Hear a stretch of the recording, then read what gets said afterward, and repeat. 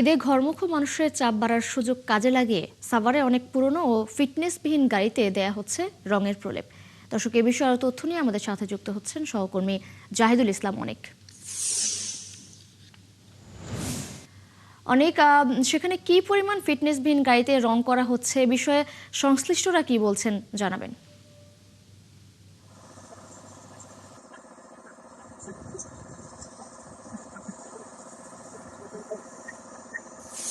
দিশা, আমি এই মুহূর্তে আছি আসলে নয়রাত এলাকায়। আপনাকে জানিয়ে রাখি যে ঈদে সড়কে যে মানুষের যে চাপটা, সেই চাপকে কেন্দ্র করে যারা ঘরমুখী মানুষ হবেন সেগুলোকে পুঁজি করে কিন্তু আমরা দেখেছি যে বিভিন্ন ওয়ার্কশপ গুলোতে কিন্তু ফিটনেসবিহীন এবং যে সকল গাড়িগুলো মানে একদমই বিকল অবস্থায়, সেগুলোকে তারা পুনরায় মেরামত করে সেগুলোকে রঙের প্রলেপ দিচ্ছে। আপনাকে যদি দেখায় যে এই মুহূর্তে যে ওয়ার্কশপটিতে আছে, এখানে কিন্তু বেশ কয়েকটি গাড়িতে কিন্তু তারা নতুন করে এখানে রং দেওয়া হচ্ছে।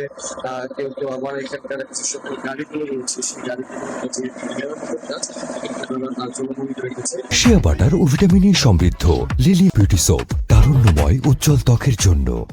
আপনাদের জানিয়ে রাখি, আমরা কিন্তু অনেকগুলো ওয়ার্কশপ গুলোতে ঘুরেছি সাভার এবং আসলে সেগুলো আমরা দেখেছি যে অনেক যেগুলো দুর্ঘটনার শিকার সেই গাড়িগুলো কিন্তু তারা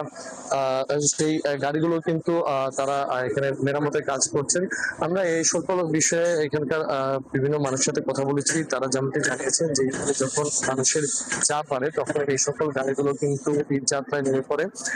অনেক সময় আছে যারা উত্তর অঞ্চল এবং বিভিন্ন দূর পাল্লা বাসে করে তারা গন্তব্যস্থলে যায়, তখন কিন্তু দুর্ঘটনার শিকার হয়।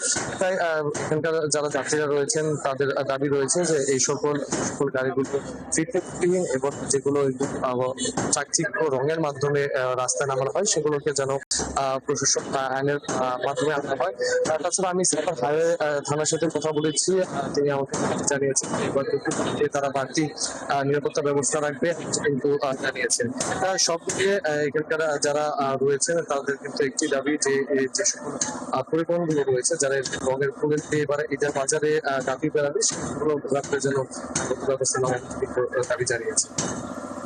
অনেক ধন্যবাদ আপনাকে যুক্ত হওয়ার জন্য। আপনি সঙ্গেই থাকুন, আরো তথ্য সংগ্রহ করতে থাকুন। দর্শক, আশুলিয়া থেকে যুক্ত ছিলেন আমাদের সহকর্মী জাহিদুল ইসলাম অনেক।